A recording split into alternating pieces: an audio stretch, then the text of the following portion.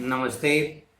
आज हम एक ऐसे जांबाज सिपाही के बारे में बताने जा रहे हैं कि जो अंग्रेज हुकूमत के खिलाफ था। अंग्रेज लोग वो उनके नाम से थरथराते थे। तो हबीब तनवीर नाम के एक नाट्यकार ने कारतूस एकांकी लिखा है। तो सबसे पहले हम लोग हबीब तनवीर जो ये तस्वीर में दिखाई देते हैं उनके बारे में जानकारी प्राप्त करें। तो ये हबीब तनवीर है। उनका जन्म ये दिखाई देते हैं तस्वीर में सन 1923 में हुआ था और निधन 2009 में हुआ था। हबीब तनवीर का जन्म छत्तीसगढ़ के रायपुर में हुआ था। उन्होंने नागपुर में स्नातक की उपाधि प्राप्त की थी। बाद में ब्रिटेन में नाट्य लेखन का अध्ययन किया था। हबीब तनवीर नाट्यकार, कवि, पत्रकार, निर्देशक, अभिनेता जैसी बहुमुखी प्रतिभा के धनी थे और लोक नाट्य उनका मनपसंद क्षेत्र था। उनको कई सम्मानों से सम्मानित किया गया था। तो ये सम्मान देखे तो उनको कई पुरस्कारों से फेलोशिप, पद्मश्री अवार्ड से सम्मानित किया गया था। उनका साहित्य प्रदान बहुत अच्छा है। नाटक में देखे तो आगरा बाजार, चरणदास चोर, देख रहे हैं ना नैन, हिरमानी की कहानी आदि उसके प्रमुख नाटक है। अनुदित नाटक है वसंत का सपना, सजापुर की शांतिबाई, मिट्टी की गाड़ी, मुद्रा राक्षस आदि उनके अनुदित नाटक है। आज हम जो एकांकी पढ़ने जा रहे हैं, एकांकी की पात्र है कर्नल, लेफ्टिनेंट, सिपाही और सवार। समय है 5 मिनट का। जमाना है 1799 का। समय रात्रि का है। स्थान है गोरखपुर के जंगल में, कर्नल कॉलेज के खेमे का अंदरूनी हिस्सा। तो कारतूस एकांकी में वजीर अली नामक एक जांबाज सिपाही के कारनामों का वर्णन है, जिसका एक मात्र लक्ष्य अंग्रेजों को इस देश से निकालना है। उसने अंग्रेज हुकूमत की जो नींद हराम कर दी थी, वह इतना निडर और दिलेर था कि अंग्रेज बटालियन के खेमे में पहुंचकर वह कर्नल पर ऐसा रोब जमाता है कि खुद कर्नल हक्का बक्का हो जाता है और उनके मुंह से उनके शत्रु वजीर अली की तारीफ निकल पड़ती है। तो अब मैं एक एकांकी का सारांश आपको बताने जा रहा हूं। तो आप एकांकी का सारांश देखें।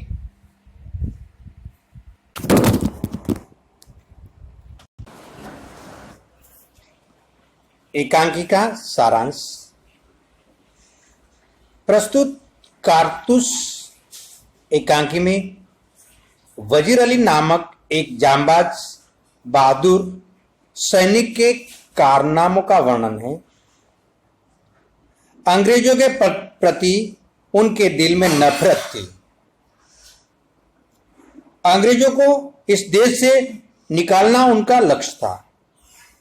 वह निडर और दिलेर था। उसने अंग्रेजी हुकूमत की नींद हराम कर रखी थी। वह अंग्रेज बटालियन के खेमे में पहुंचकर कर्नल पर ऐसा रोब जमाता है कि खुद कर्नल स्तब्ध रहकर अपने शत्रु वजीर अली की प्रशंसा करने लगता है। अंग्रेज कर्नल ने वजीर अली को पकड़ने के लिए जंगल में खेमा लगाया था। जंगल की जिंदगी बड़ी खतरनाक होती है। खेमा डाले हफ्तों हो गए, खेमा यानी कि तंबू, हफ्तों हो गए, इसलिए सिपाही वजीर अली से तंग आ गए थे। उसके अफसाने सुनकर रॉबिन हुड के कारनामे याद आ जाते हैं। उसको भी अंग्रेजों के खिलाफ नफरत थी। ये रॉबिन हुड था, उसको भी अंग्रेजों के खिलाफ नफरत थी। उसने भी अंग्रेजों को इतना ही परेशान किया था। तो ये रॉबिन हुड के कारनामे और वजीर अली के कारनामे, ये दोनों एक जैसे थे। आज वजीर अली के कारनामे भी उन्हें याद आते हैं। 5 महीने में उसने अंग्रेजों को अवध की असर से मुक्त करवाया था। कितने महीने में? अवध यानी कि अयोध्या, अवध यानी कि अयोध्या। मैं आपको बता रहा हूं कि ये अयोध्या को अवध कहते हैं और ये अयोध्या का राजा, ये अयोध्या को अंग्रेज हुकूमत से,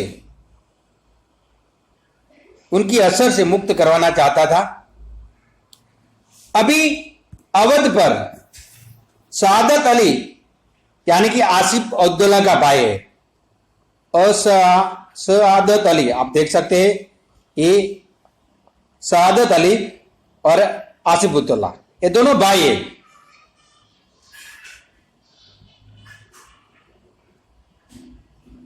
और ये सादत अली है, ये अंग्रेज कर्नल का मित्र है और वजीर अली का दुश्मन। ये सादत अली है, ये कौन है? अंग्रेज कर्नल का मित्र है और ये वजीर अली का दुश्मन है। सादत अली आराम करने वाला और सुख भोगी है। कर्नल ने अपनी आधी जायदाद और 10 लाख रुपए नकद देकर उनको अवध के तख्ते पर बिठाया। नवाब आसिफ उद्दौला के यहां, ये आसिफ उद्दौला रहे, नवाब आसिफ उद्दौला के यहां लड़के की कोई उम्मीद नहीं थी, यानी कि वो उनके निसंतान था और वजीर अली की पैदाइश को अपनी मौत समझता था। कौन? तो वजीर अली की पैदाइश को सादत अली है, ये वजीर अली की पैदाइश को अपनी मौत समझता है। अब हिंदुस्तान में कंपनी के खिलाफ लहर है, कंपनी यानी कि अंग्रेज हुकूमत के खिलाफ लहर है, ऐसा लेफ्टिनेंट को लगता है। वजीर अली ने अफगानिस्तान के बादशाह शाहिद जमा को हिंदुस्तान पर हमला करने की दावत दी है। किसने? वजीर अली ने। किसको? अफगानिस्तान के जो शाहिद जमा नवाब है उनको हमला करने की, हिंदुस्तान पर हमला करने की दावत दी है। कर्नल ने कहा अफगानिस्तान को हमले की दावत सबसे पहले टीपू सुल्तान ने दी थी, फिर वजीर अली ने, शमसुद्दौला ने भी दावत दी थी।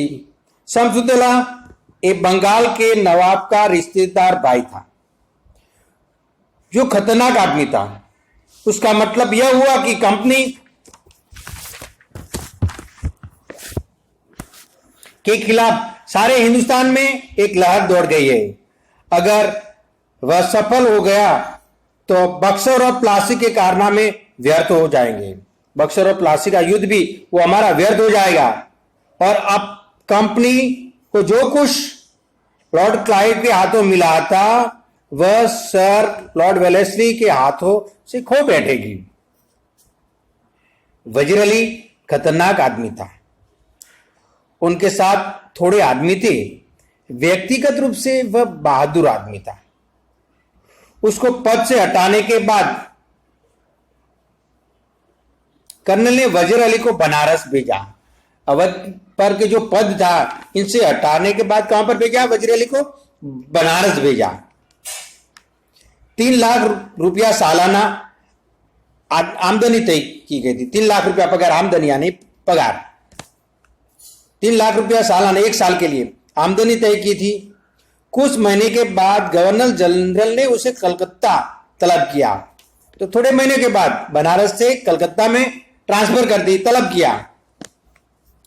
वजीर अली कंपनी के वकील के पास गया जो बनारस में रहता था और उससे शिकायत की कि गवर्नर जनरल उसे कलकत्ता क्यों तलब करता है। वकील ने शिकायत की परवाह नहीं की, उल्टा उसे बुरा भला सुना दिया। वजीर अली के तो दिल में यूं ही अंग्रेजों के खिलाफ नफरत फूट फूट कर भरी है। उसने खंजर से वकील का काम तमाम कर दिया और स्नेहीजन से आजमगढ़ की ओर भाग गया।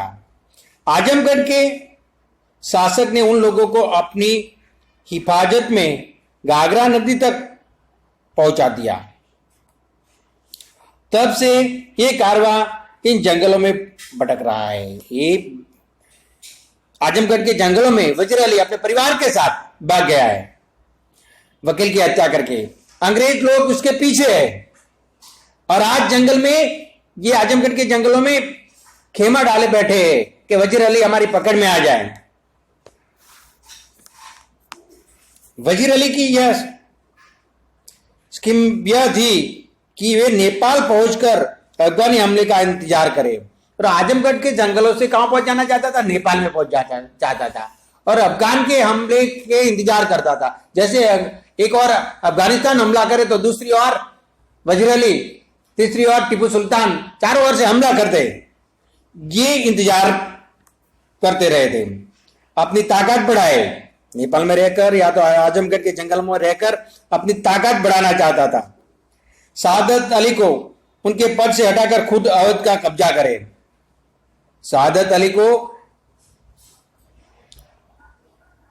हटाकर खुद वजीर अली अवध पर कब्जा करना चाहता था और अंग्रेजों को हिंदुस्तान से निकाल दे, और अंग्रेजों को हिंदुस्तान से निकाल देने की बात करता था। अंग्रेजी फौजें और सादत अली खां के सिपाही बड़ी सख्ती से उनका पीछा करते हैं। एक सिपाही ने कर्नल से कहा कि दूर से धूल उड़ती दिखाई देती है। कर्नल ने सिपाहियों से तैयार रहने का कहा। उस सिपाही पर नजर रखने के लिए भी कहा। सवार ने यहां आकर कहा कि मुझे कर्नल से मिलना है। अब सिपाही के साथ सवार भीतर जाता है, पुकारता है तन्हाई। उत्तर मिला, कोई पराया नहीं, मन की बात कहो। दीवार हमको तारत। तन्हाई।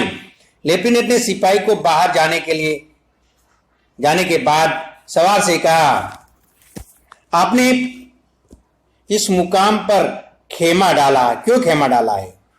उत्तर मिला, कंपनी का हुक्म है कि वजीर अली को गिरफ्तार किया जाए। सवार ने कहा, लेकिन इतना लावन लश्कर क्यों? उत्तर मिला, मदद के लिए। सवार ने कहा, वजीर अली एक जांबाज सिपाही होने से उनकी गिरफ्तारी मुश्किल है।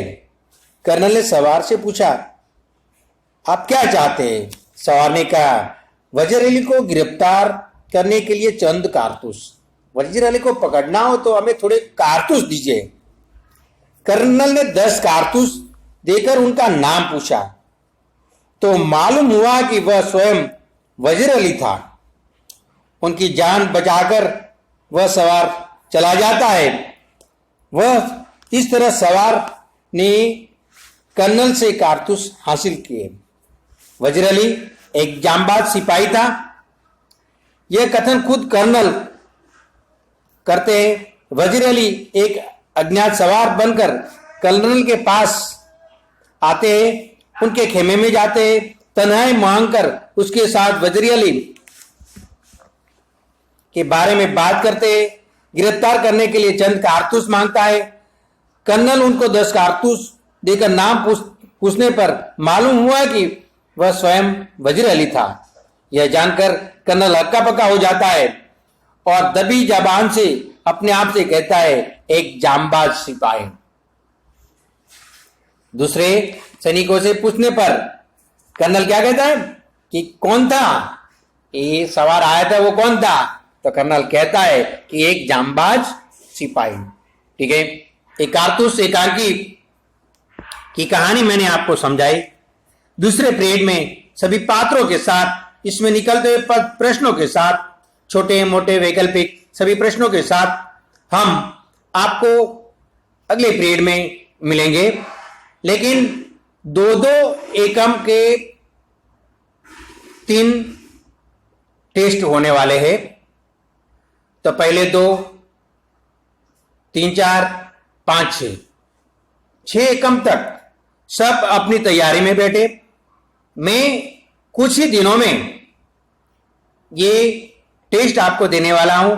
1 हफ्ते का मौका दूंगा और 1 हफ्ते में सप्लीमेंट्री में सभी टेस्ट लिखकर स्कूल में भेजना है। ओके, अगले पीरियड में मिलेंगे। अस्तु, जय हिंद।